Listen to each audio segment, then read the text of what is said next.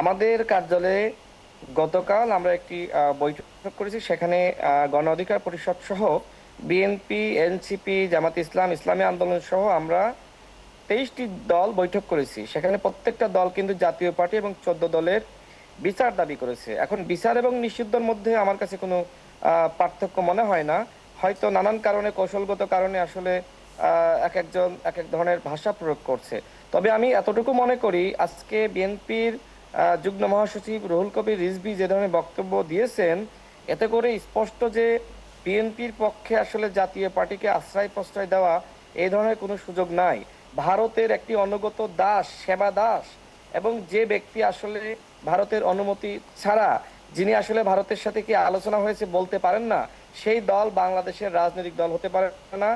এই দল ভারতের দল। সুতরাং আমরা হাসিনাকে যেমনি ভাবে দিল্লি পাঠিয়েছি, এই জাপাকে একইভাবে আমাদের দিল্লি পাঠাতে হবে।